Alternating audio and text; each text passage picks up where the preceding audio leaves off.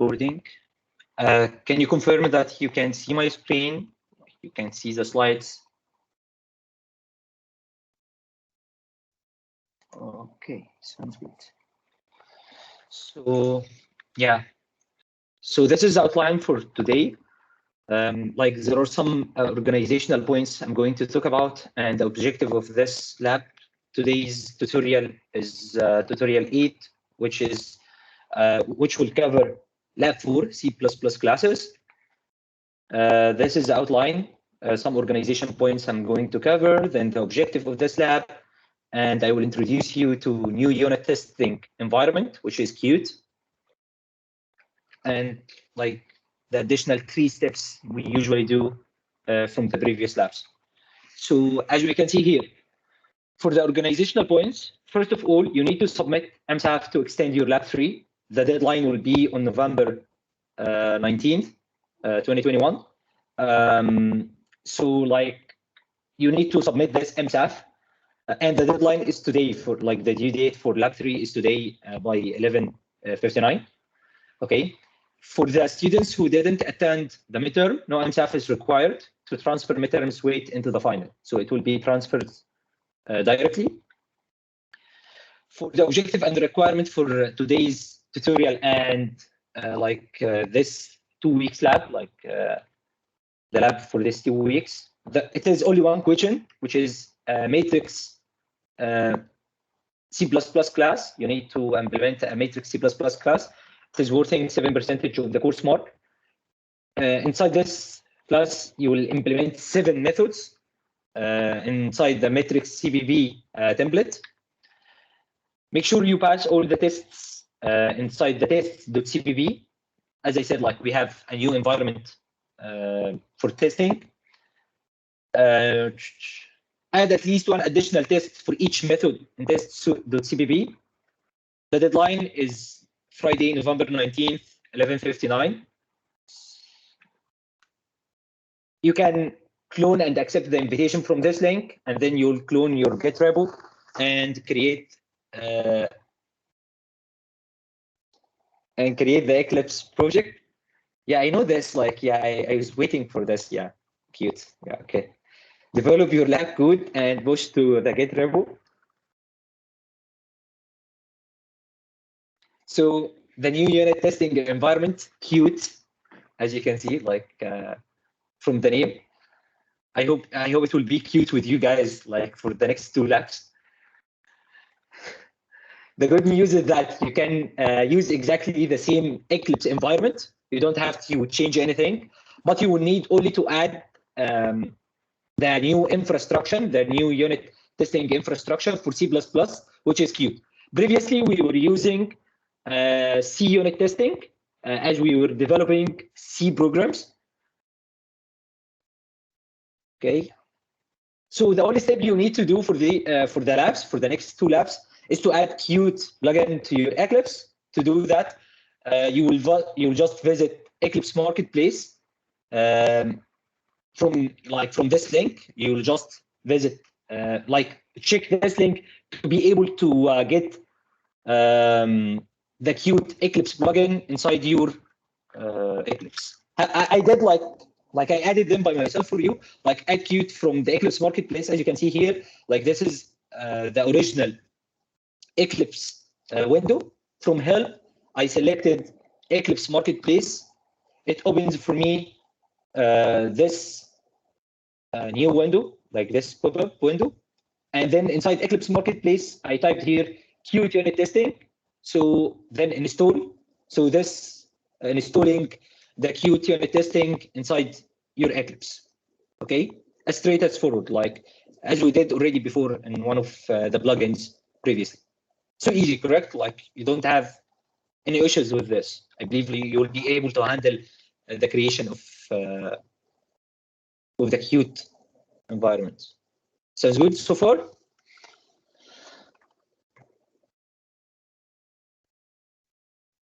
Okay, so after doing this, we will need to create an Eclipse project.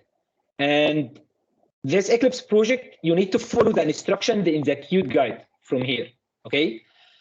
you need to create your Eclipse project following the Qt guidelines. You will not create the project as we did previously. You see, like we will not create it like as a local C++, like not using C++ compilers and etc. But we will use the Qt guidelines. And then to run the tests, you will follow the same instructions in the same link above. Where to find? From help, Eclipse Marketplace, yeah, as Jack. Okay, so as Jack mentioned, like how to find the marketplace itself. From help itself inside the list menu, then a drop menu will be happening. You will see it, and then you will select install marketplace. Sounds good? Do you feel like you need a small tutorial or something like this regarding these steps, guys, or it is easy for you like so far? I believe like you are familiar now with the environment, so it's supposed to be like an easy task for you. But do you believe like you need a quick tutorial for this, just to have it in my mind? If like you need, can you use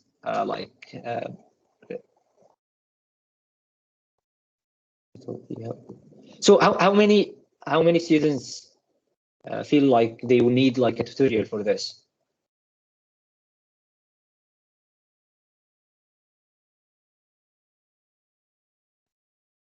Okay. Okay, so I will make like it will be a 5 minutes tutorial, but please make sure that you like check them before sending me any emails. Okay, let's agree on this. Like I will make this 5 minutes tutorial, but please make sure like you check them before you sending me any emails. Okay. Okay, so moving to the real world Lab4 itself.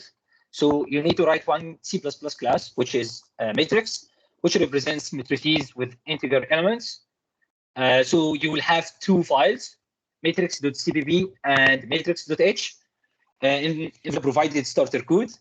Both of them you'll implement the methods inside the matrix.cpp.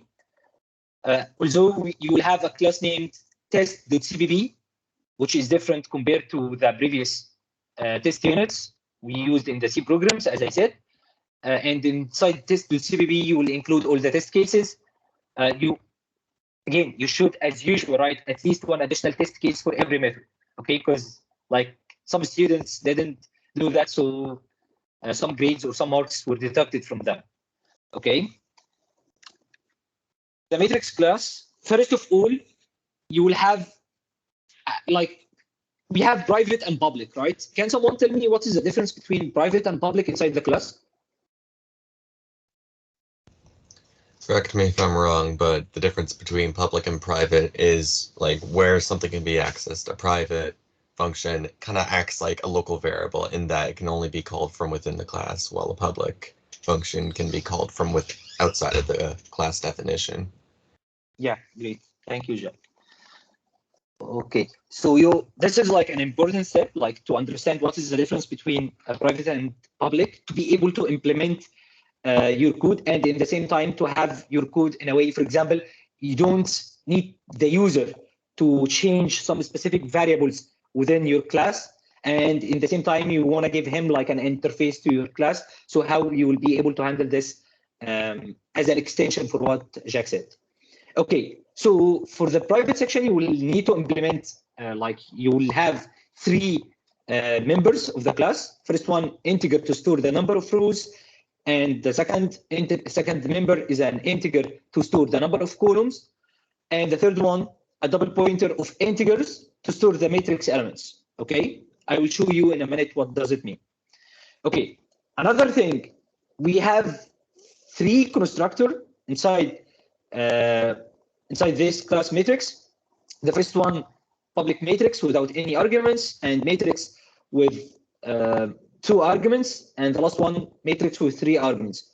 Can someone tell me what is the difference between these three? Like, what is the name of doing 3 constructors with the same name? Because as we can see here, we are using the same name, right, for these constructors matrix. So what is what is the type of C++ programming we are doing right now? Is it function overloading? Yes, exactly. It is. We will name it constructor overloading here. We are making overloading here. Like we are passing. We have the same name of the function or the same name of the constructor with different types of arguments. Okay. Does it make any sense? Like, does it make sense for you guys so far? C++ classes are so important. Like, I believe you need to make sure you understand them. Because if you want to like work as a software developer in the future, or like you are keening in such positions, so usually you will use classes and object oriented most of the time. Okay. So the first constructor, it's an empty constructor. It just like dynamically allocates the memory and initialize square 3 by 3 matrix. This is already given to you. So we already implemented the public matrix to you. The second one is matrix with 2 arguments, row and columns.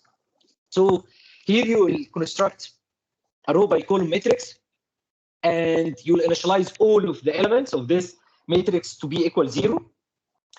If row is less than or equal 0, the number of rows in the matrix will be set to be 3. Same for the column. Like for example, if you pass here in the argument of the constructor -1 or 0, so the matrix or this constructor will dynamically allocate 3 elements for the row or for the column. Okay.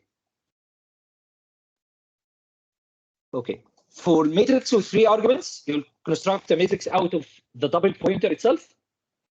We have here the double pointer, so you will construct the matrix from this double pointer with the same numbers of rows and columns. Okay.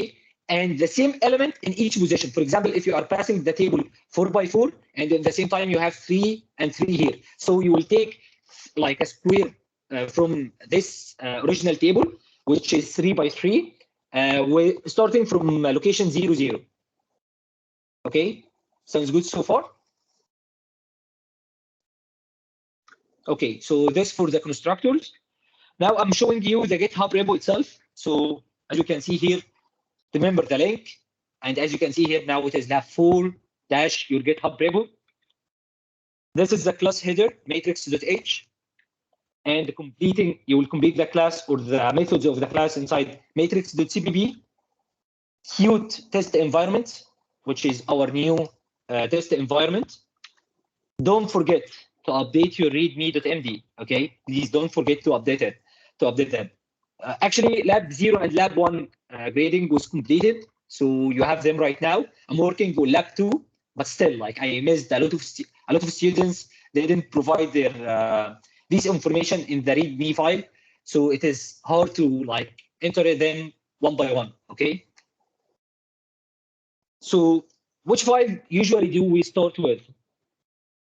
Like from these files, from our current. Which file we will look into in the beginning from these 3 files? Like we have matrix.cpp, matrix.h, test.cpp.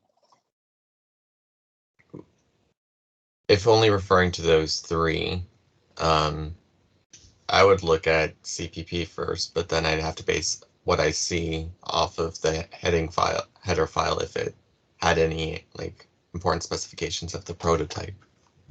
Okay. Actually, for me, like it is like something subjective. It's up to you, but for me, I prefer to look into the header file at the beginning. Okay. Why looking into the header file at the beginning? Because the header file itself has all of the information and all the prototypes, as you said, Jack, for this class or this function, for example. Okay. So as we can see here, like by looking into the matrix.h, like the header file, we will see that okay. Now I don't know any details about the implementation itself, but I know like the abstract information about this class. Okay, I have here the public section, as we can see here, and the private section. And as we can see, we have this private section, 3 members inside this class as private, the rows, columns, and pointer to the matrix data. And I have these public data or public methods. So I have 3 constructors. Okay, as I mentioned, these 3 constructors, I'm using overloading for them. Okay, And in the same time, I have these different methods. Okay. So these different methods, I have get element, set element, and a copy of the matrix, add to the matrix, sum of the matrix, get size of the rows, get size of the columns, and is upper triangle and to string. So can someone tell me, like from this just looking into the header file, what do we understand? Like what are the methods inside this matrix without even looking into the document, without even looking into the code? Can someone just think about this? I'm trying to develop some skills in your mindset, like reading a code without, for example, a good documentation.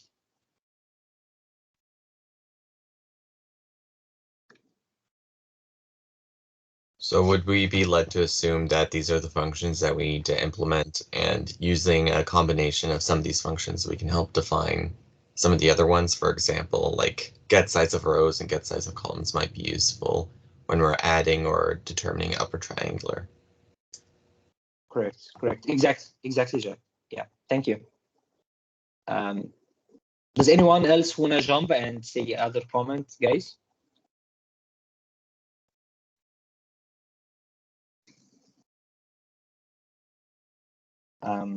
Okay. Okay, so let's start looking into each method of them. So first of all, we have int get element, and we have two arguments, which is the row location and the column location. So when we use this method, so it will return the element on row I and column J of this matrix. Okay. Although it will throw an exception if any of the indices I of J, I and J are not in the required range. Okay. So for example, if you have a matrix 3 by 3, and then you are trying to get the element by row 4, column 4. So you need to throw an exception like this is an invalid indices. Okay. Sounds good. I think it is an easy method, like a straightforward one. The second method is you will implement a Boolean set element. Okay, so you will try to set an element within the matrix itself. So, and you still have I and J are supposed to be valid indices within the matrix. So you will just pass I and J, which is the rows element and the column element number, and then the value you want to set inside this matrix. If you are trying to access a wrong location within the matrix, so I think, yeah, it will return false. Okay, it will return true if you already set the value, if you already set the value correctly without any issues, and if you couldn't find the indices, you will return false. Sounds good so far? Any question for the get and set? Like getters and setters are most commonly used inside the classes to give the user an interface to set and get the values for a specific members without like have an accessibility for it.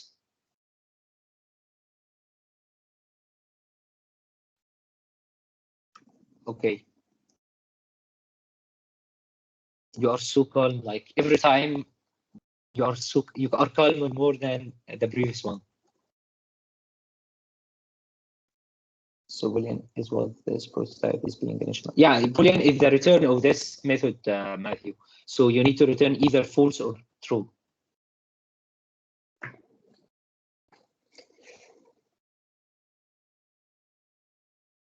Okay.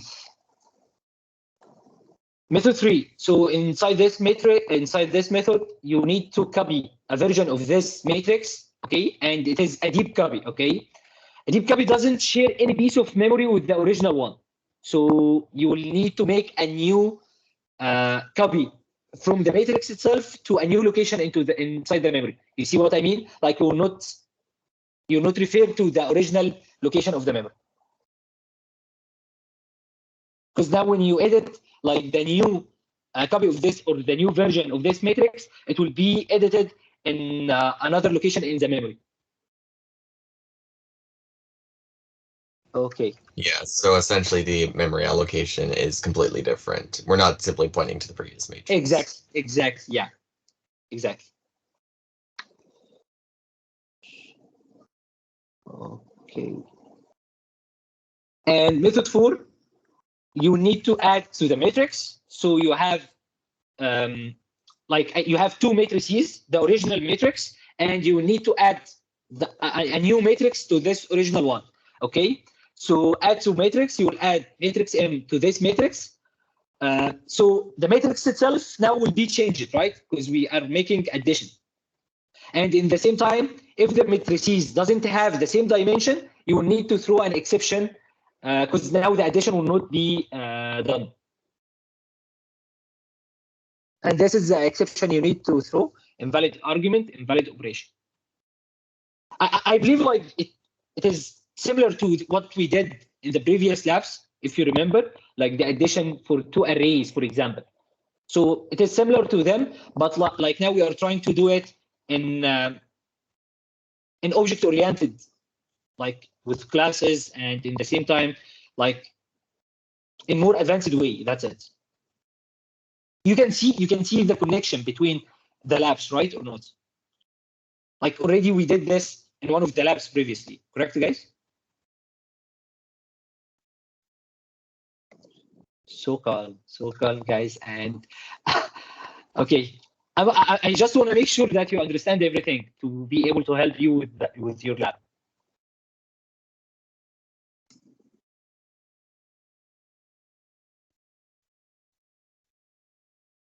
Exactly.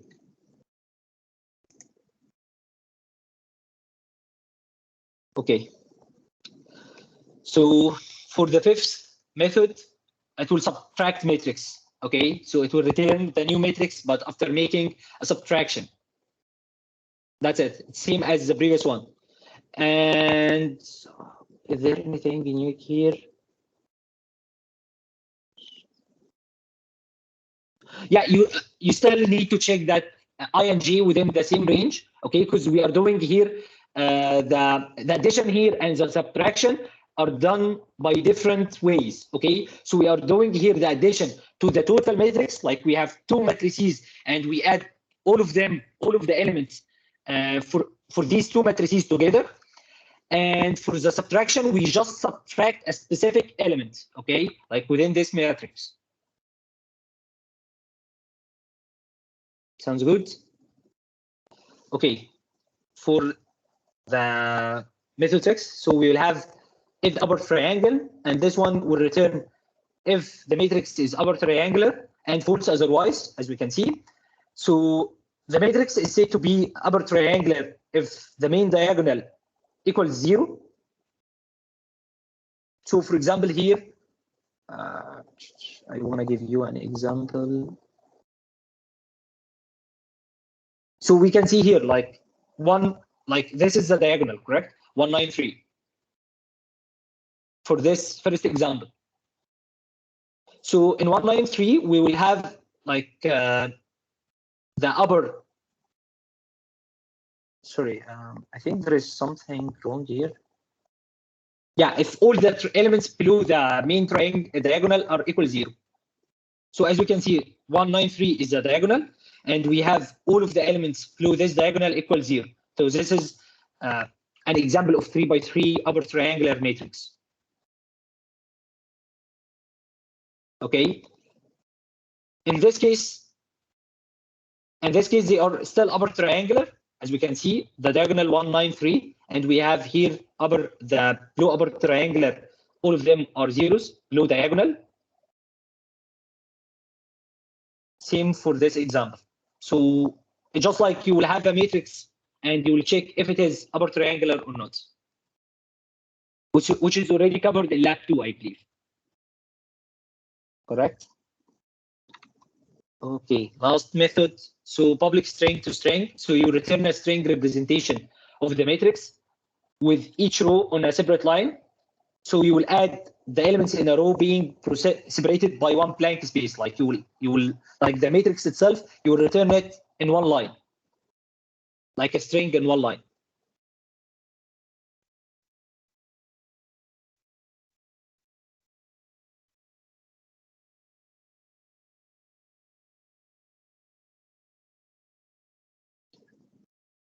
Yeah, this is like the first method or the first class you will implement, I believe. So do you have any questions, any concerns regarding them?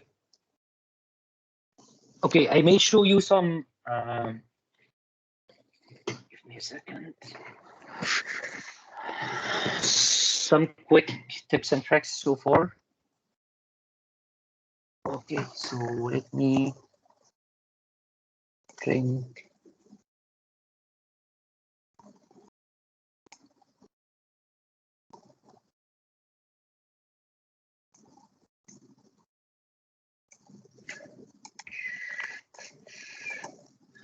So I will try to guide you, give you some guidelines inside Lab4 itself from GitHub.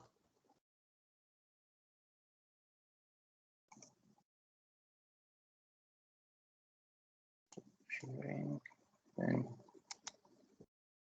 share.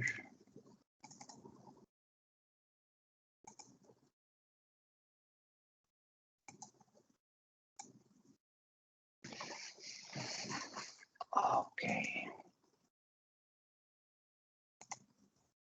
So you can see Lab4 right now, correct?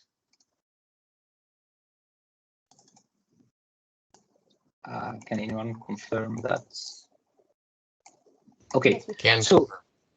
So first of all, don't forget to edit your README file.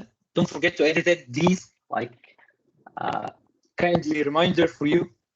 Okay.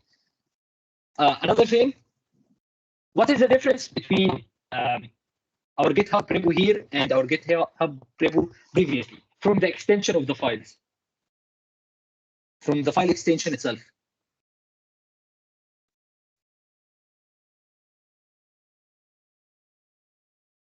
Would the difference be that these are now C++ files instead of just yes, C? Exactly. Yeah, that's like so easy question, right?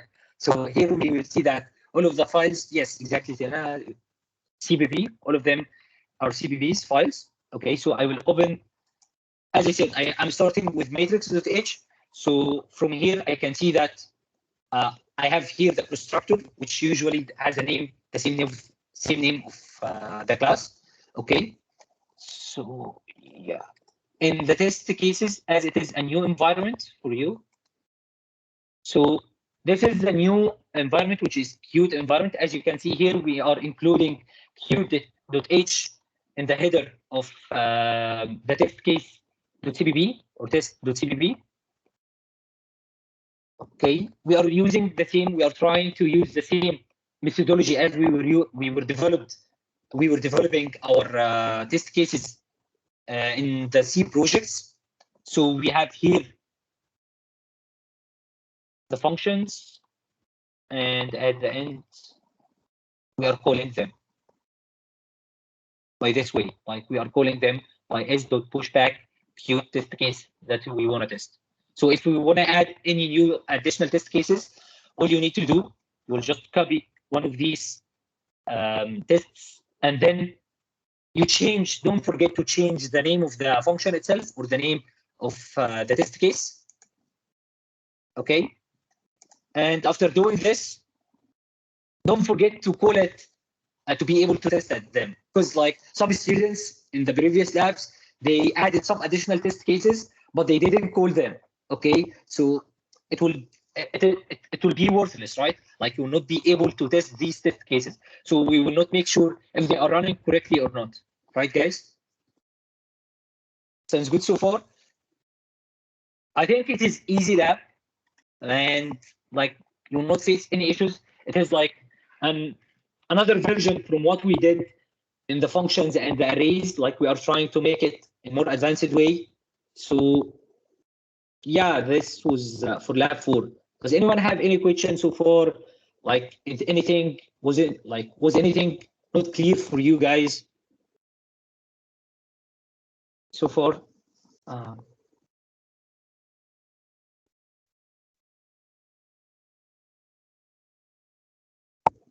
Okay. For the tests or the matrix.cpp, once we open them, once we open this file, we will see that this is the constructor we implemented for you in the matrix, which is without any argument. So as we can see here, once this constructor is instantiated, so we will see that rows and columns will be set to B3, and the matrix data is null because we don't need it. And here we will see that we will allocate rows, and this is like for 2Ds, a fake row for 2Ds. And then we will initialize the matrix data for ing for rows and columns. So here we are looping across the rows, and we are trying to instantiate dynamically allocate memory for each column. Okay. You see that? Like we are trying to make dynamically allocate for one array, which is for the columns, but for each row. So for each row, we will have. Okay. Sounds good. Yeah, it makes sense. It's very odd how you declare classes in C++, and this shows no way of how to implement a function, but I assume that'll just be coming in our later lectures about how to implement methods. Yeah. Okay. Thank you, Jack. Does anyone else like? You were more interactive than this, guys. I hope this is not the midterm shock. Like you are not shocked from the midterm. I hope this is not the case.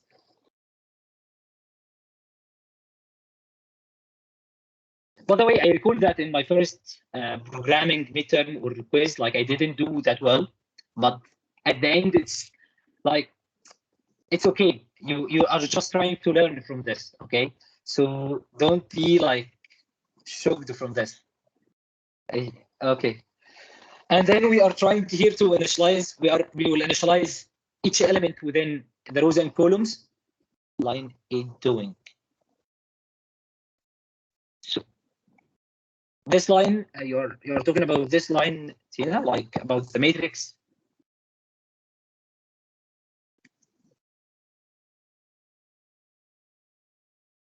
Okay, so this is like the declaration of the constructor. So usually when we declare any method inside the class, so we will see that we have the name of the class in the beginning with double 2 dots, then the method inside this class. So for example, this is the constructor, and this is the class name. As we can see here, for example, the matrix is the class name, and then double dots, then the method. Like a syntax to declare the method within the class.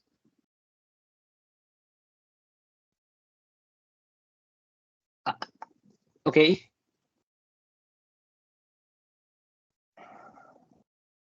So yeah, this is the lab. You need to implement the methods themselves. So yeah, that's it so far. Like I think. And here in the matrix, as I said, the subtraction of the matrix, you will subtract a specific element within this matrix. You will not subtract all of the elements. Okay. Here in the addition, you add all of the elements of one of the matrices to another, the original matrix. That's it. Yeah. Okay. So I will stop the recording right now, and I will stay for 10 minutes.